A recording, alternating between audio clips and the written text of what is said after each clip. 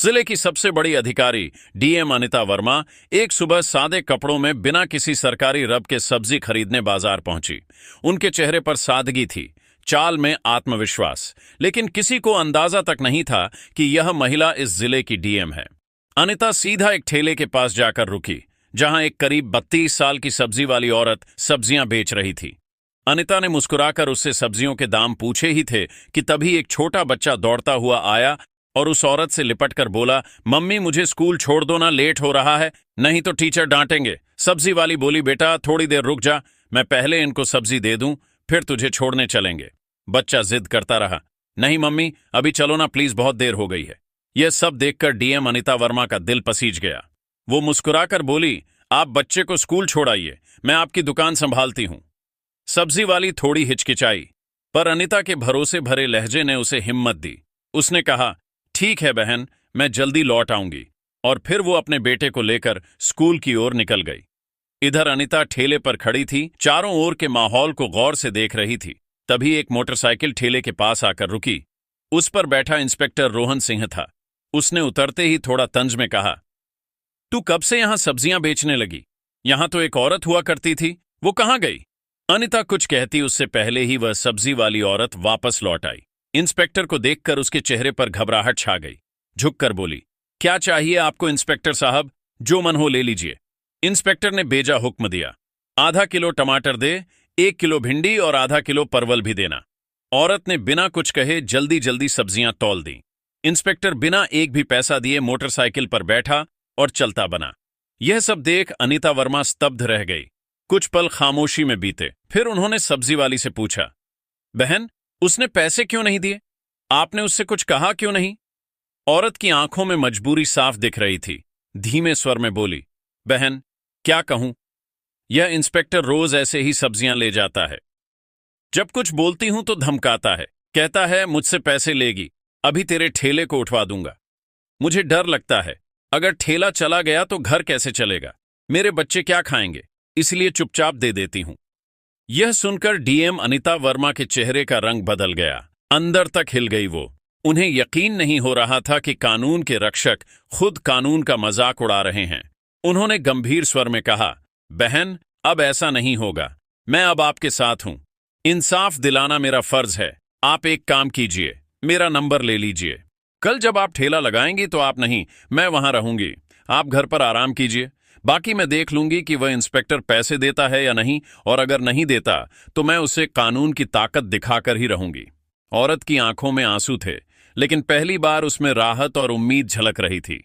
अगली सुबह अनिता वर्मा ने एक गांव की औरत का भेष बनाया। ना कोई मेकअप, ना कोई पहचान। साधारण साड़ी पहने, सिर पर पल्लू रखे वो ठेले पर आ खड़ी हुई। ठेले पर ढेर सारी सब्जियां सजाई गईं। सब कुछ तैयार था। कुछ ही देर में वही इंस्पेक्टर रोहन सिंह अपनी मोटरसाइकिल पर वहां पहुंचा। इंस्पेक्टर रोहन सिंह ने अपनी मोटरसाइकिल ठेले के पास लगाई और घूरते हुए बोला, क्या बात है, आज फिर तुम यहां? वैसे तुम उसकी क्या लगती हो? कल भी तुम यहीं थी और आज भी। अनिता वर्मा, जो अब भी गांव की एक आम महिला के रूप में खड़ी थी, धीरे से बोली, मैं उसकी बहन हूं, इसीलिए आज उसकी जगह ठेला संभाल रही हूं। इंस्पेक्टर ने घिनौनी मुस्कान के साथ कहा, तो तुम तो अपनी बहन से भी ज्यादा खूबसूरत निकली, बहुत प्यारी लग रही हो आज। फिर आंखों से उसे ऊपर से नीचे तक देखता रहा और बेहूदे लहजे में बोला, वैसे छोड़ो ये सब, मुझे 1 किलो टमाटर चाहिए और साथ में थोड़ा धनिया और मिर्च भी दे देना। अनिता ने बिना कोई प्रतिक्रिया दिए सब्जियां तौली और चुपचाप उसके हाथ में दे दी। जैसे ही इंस्पेक्टर सब्जियां लेकर पलटने लगा और मोटरसाइकिल स्टार्ट की, अनिता ने सख्त आवाज में कहा, रुकिए, आपने अभी तक सब्जियों के पैसे नहीं दिए, सब्जियों के पैसे दीजिए, ऐसे नहीं चलेगा। इंस्पेक्टर झुंझुलाकर बोला, कौन से पैसे? मैं तो रोज फ्री में लेता हूं, अपनी बहन से पूछ लेना, वो तो कुछ नहीं कहती, और तुम ज्यादा जुबान मत चलाओ मेरे सामने। वो फिर से जाने लगा। तभी अनिता ने तेजी से कहा, आप मेरी बहन से चाहे जैसे लेते हो, लेकिन मुझसे नहीं। सब्जियों के पैसे देने होंगे, हमें भी पैसे खर्च करके ही यह सब्जी लानी पड़ती है, और अगर हम एक दिन सब्जी ना बेचे तो हमारे घर का चूल्हा नहीं जलता। आप जैसे लोग फ्री में सब्जी ले जाकर हमारे पेट पर लात मारते हैं। इतना सुनना था कि इंस्पेक्टर का घमंड भड़क उठा। उसने गुस्से में आकर एक जोरदार थप्पड़ अनिता के गाल पर जड़ दिया। अनिता लड़खड़ाई, लेकिन खुद को संभाल लिया। आंखों में आंसू थे, लेकिन आत्मसम्मान अब और चुप रहने को तैयार नहीं था। अनिता ने कांपती आवाज में कहा, आपने एक महिला पर हाथ उठाकर बहुत बड़ी गलती की है। इसका अंजाम भुगतना पड़ेगा आपको। इंस्पेक्टर और भड़क गया, गुस्से में चिल्लाया, तू मुझे सिखाएगी? तेरी इतनी औकात? अभी बताता हूं। फिर उसने अनिता के बाल खींच लिए। अनिता दर्द से करा उठी, लेकिन बाल छुड़ाकर बोली, यह सब बहुत गलत हो रहा है। मैं तुम्हारे खिलाफ रिपोर्ट करवाऊंगी। तुम्हें सब्जियों के पैसे देने ही होंगे। लेकिन इंस्पेक्टर अपनी हैसियत के नशे में डूबा हुआ था। बोला, रिपोर्ट? तेरी इतनी औकात है? तू एक सब्जी बेचने वाली और मैं इस थाने का इंस्पेक्टर। मैं तुझे यहीं खड़े खड़े खरीद सकता हूं। ज्यादा जुबान चलाई तो उल्टा तुझे ही जेल में डाल दूंगा। इतना कहकर वह मोटरसाइकिल स्टार्ट कर वहां से चला गया। अनिता गुस्से से कांप रही थी, लेकिन अब भी उन्होंने खुद को संयमित रखा। वह जानना चाहती थी कि यह इंस्पेक्टर कितनी हद तक गिर सकता है। कुछ पल ठेले के पास बैठने के बाद उन्होंने सब्जी वाली को फोन किया और कहा, अब तुम ठेले पर आ जाओ। सब्जी वाली के आते ही अनिता वहां से चुपचाप निकल गई। घर जाकर उन्होंने अपने साधारण कपड़े बदले और नीले रंग का सलवार सूट पहनकर एक सामान्य महिला की तरह बिना किसी पहचान के थाने पहुंची। थाने में पहुंचते ही उन्होंने देखा कि इंस्पेक्टर रोहन सिंह वहां मौजूद नहीं था। एक हवलदार डेस्क पर बैठा था। अनिता ने सीधा उससे पूछा, मुझे रिपोर्ट दर्ज करानी है। इंस्पेक्टर रोहन सिंह कहाँ हैं और एसएचओ साहब से मिलना है। हवलदार ने जवाब दिया, इंस्पेक्टर साहब कुछ काम से घर गए हैं और एसएचओ साहब भी फील्ड विजिट पर बाहर गए हैं। आप चाहे तो कुछ देर बैठ जाइए। अनिता की आंखों में अब इंसाफ की आग थी और यह आग अब रुकने वाली नहीं थी। थाने में कुछ ही पल बीते थे कि अचानक दरवाजा खुला और भीतर एसएचओ विकास चौहान ने प्रवेश किया। भारी कदमों के साथ अंदर आते ही उसकी नजर नीले रंग का सलवार सूट पहने उस साधारण सी दिखने वाली लड़की पर पड़ी, जो और कोई नहीं बल्कि डीएम अनिता वर्मा थी। विकास चौहान ने कड़क आवाज में पूछा, तुम कौन हो और यहां क्यों आई हो? अनिता ने शांत स्वर में कहा, मुझे रिपोर्ट दर्ज करवानी है। यह सुनकर विकास चौहान व्यंग में मुस्कुराया और बोला, रिपोर्ट करवानी है तो पहले कुछ खर्चा पानी लाया है। यहां रिपोर्ट दर्ज कराने के लिए 10 से 20 हजार लगते हैं। लाई हो तो निकालो, फटाफट फिर लिखवाता हूं तुम्हारी रिपोर्ट। यह सुनते ही अनिता वर्मा का चेहरा सख्त हो गया। उन्होंने गंभीर स्वर में कहा, किस बात का पैसा? रिपोर्ट दर्ज करवाने के लिए कोई शुल्क नहीं लगता। आप रिश्वत क्यों मांग रहे हैं? विकास चौहान हंसते हुए बोला, तुम्हें किसने कहा कि मुफ्त में रिपोर्ट होती है? यहां जो भी आता है अपनी मर्जी से पैसे देता है और अगर नहीं देगा तो उसकी रिपोर्ट नहीं लिखी जाएगी। अब तुम्हारी मर्जी है। अनिता ने गहरी सांस ली, फिर बोली, ठीक है, लीजिए RS-10, अब रिपोर्ट लिखिए। पैसे लेते ही विकास चौहान ने पूछा, बताओ किसके खिलाफ रिपोर्ट है? अनिता ने गंभीर होकर कहा, इंस्पेक्टर रोहन सिंह के खिलाफ। उन्होंने एक सब्जी बेचने वाली औरत से बदतमीजी की। रोज उसके ठेले से बिना पैसे के सब्जियां उठाते हैं और जब मैंने विरोध किया तो मुझ पर हाथ उठाया। मैं इस पर सख्त कानूनी कार्यवाही चाहती हूं।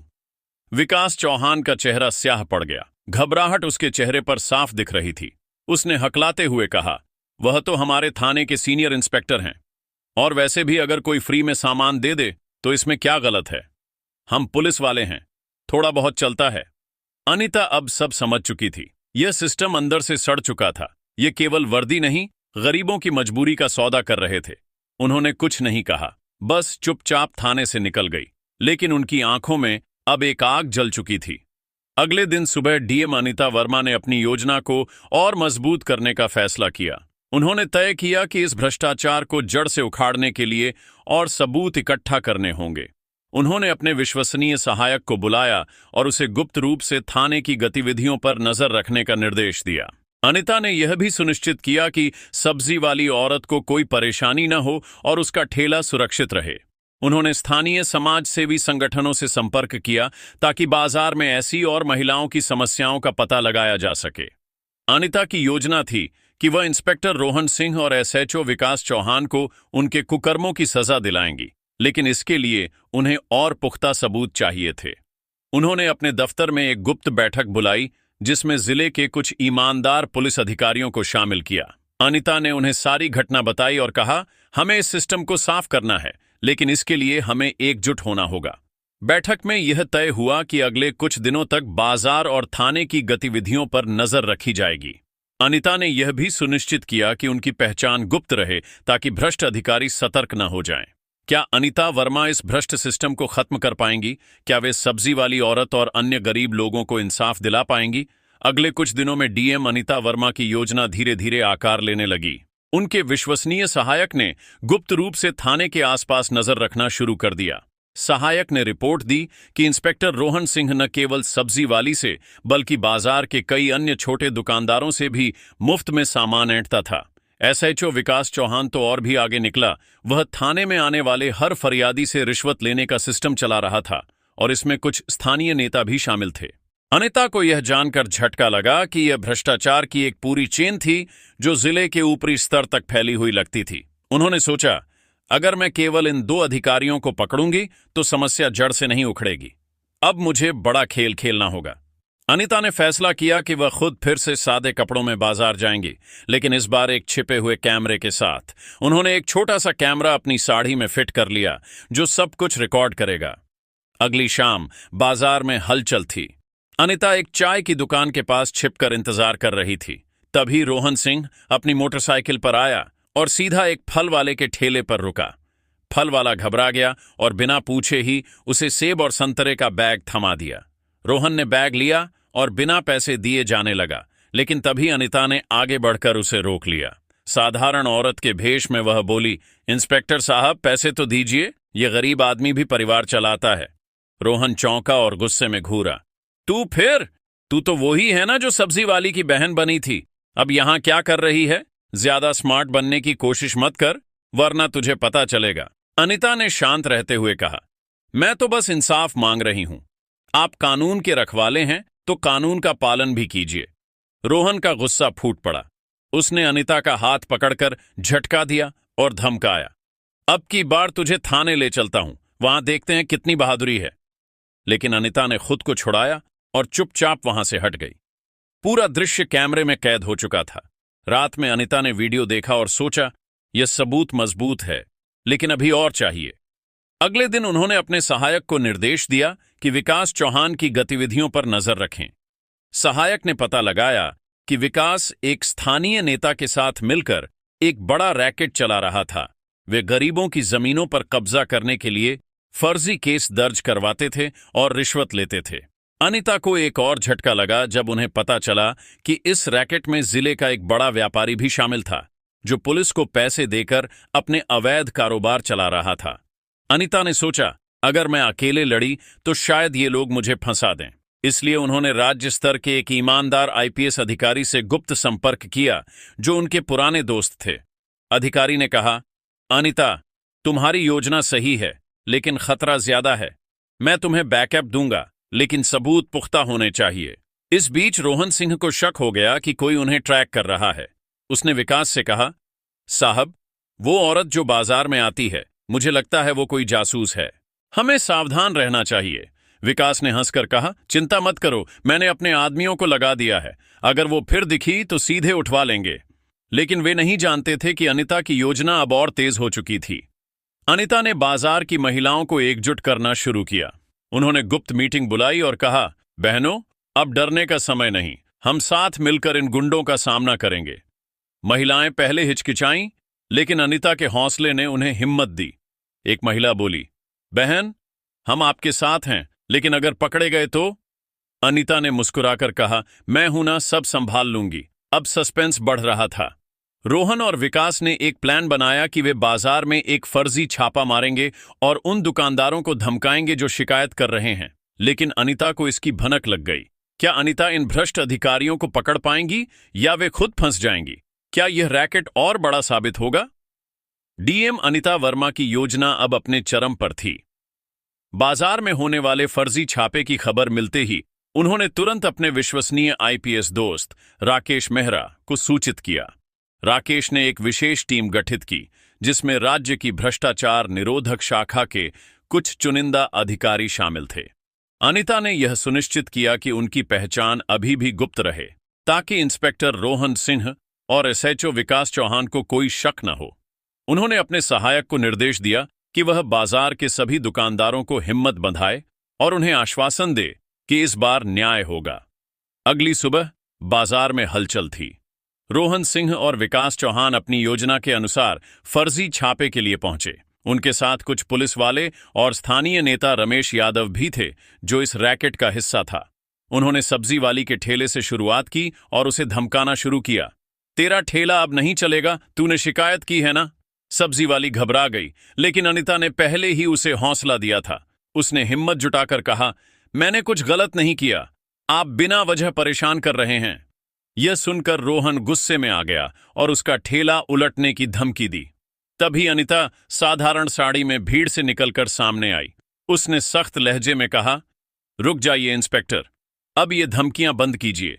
रोहन ने उसे देखा और हंसते हुए बोला, तू फिर? अब की बार तुझे जेल में डालूंगा। लेकिन इससे पहले कि रोहन कुछ और कर पाता, बाजार के चारों ओर से भ्रष्टाचार निरोधक शाखा की टीम ने उन्हें घेर लिया। राकेश मेहरा खुद वहां मौजूद थे। उन्होंने रोहन और विकास को हथकड़ी लगाने का आदेश दिया। विकास चौंका और चिल्लाया, ये क्या हो रहा है? तुम लोग जानते नहीं मैं कौन हूं? राकेश ने शांत स्वर में कहा, हम अच्छे से जानते हैं कि तुम कौन हो। तुम्हारे सारे काले कारनामे हमारे पास रिकॉर्ड हैं। अनिता ने अपनी साड़ी का पल्लू हटाया और अपनी डीएम की पहचान उजागर की। बाजार में मौजूद हर व्यक्ति स्तब्ध रह गया। रोहन और विकास के चेहरे सफेद पड़ गए। अनिता ने गंभीर स्वर में कहा, मैं डीएम अनिता वर्मा हूं। तुमने गरीबों को लूटा, कानून का मजाक उड़ाया और वर्दी को कलंकित किया। अब इसका हिसाब देना होगा। भ्रष्टाचार निरोधक शाखा ने रोहन, विकास और रमेश यादव को गिरफ्तार कर लिया। अनिता ने छिपे हुए कैमरे से रिकॉर्ड किए गए सारे सबूत राकेश को सौंपे, जिसमें रोहन का दुकानदारों को धमकाना, विकास का रिश्वत मांगना और रमेश यादव का जमीन कब्जा रैकेट साफ दिख रहा था। इसके अलावा अनिता के सहायक ने थाने से कुछ दस्तावेज जब्त किए, जिनमें फर्जी केस और रिश्वत के लेन देन का हिसाब था। ये सबूत इतने पुख्ता थे कि कोई बचाव संभव नहीं था। अगले दिन अनिता ने जिला मुख्यालय में एक प्रेस कॉन्फ्रेंस बुलाई। उन्होंने पूरे मामले को जनता के सामने रखा और कहा, यह जिला अब भ्रष्टाचार और अन्याय से मुक्त होगा। मैं हर उस गरीब की आवाज बनूंगी जो डर के साए में जी रहा है। उन्होंने यह भी घोषणा की कि बाजार के दुकानदारों के लिए एक विशेष सहायता योजना शुरू की जाएगी, ताकि उन्हें पुलिस या नेताओं के दबाव से बचाया जा सके। सब्जी वाली औरत और अन्य दुकानदारों की आंखों में आंसू थे, लेकिन इस बार ये खुशी और राहत के आंसू थे। रोहन सिंह, विकास चौहान और रमेश यादव के खिलाफ सख्त कानूनी कार्रवाई शुरू हुई। उनकी गिरफ्तारी के बाद थाने का माहौल बदल गया। नए ईमानदार अधिकारियों को नियुक्त किया गया और अनिता ने नियमित रूप से थाने का दौरा शुरू किया, ताकि कोई भ्रष्टाचार दोबारा न पनपे। बाजार में अब डर का माहौल खत्म हो गया था। दुकानदार बिना किसी भय के अपने काम कर रहे थे और सब्जी वाली औरत अपने ठेले पर गर्व से मुस्कुराती थी। उसने अनिता से कहा, मैडम, आपने हमें नई जिंदगी दी। अब मेरे बच्चे बिना डर के सपने देख सकते हैं। अनिता ने उसकी बात सुनी और मन ही मन सोचा कि यह तो बस शुरुआत है। जिले में अभी और भी बहुत कुछ करना बाकी है। वह जानती थी कि भ्रष्टाचार की जड़ें गहरी हैं और इसे पूरी तरह खत्म करने के लिए उन्हें और बड़े कदम उठाने होंगे। क्या अनिता इस जिले को पूरी तरह बदल पाएंगी? क्या वह भ्रष्टाचार की इस चेन के और बड़े चेहरों तक पहुंच पाएंगी?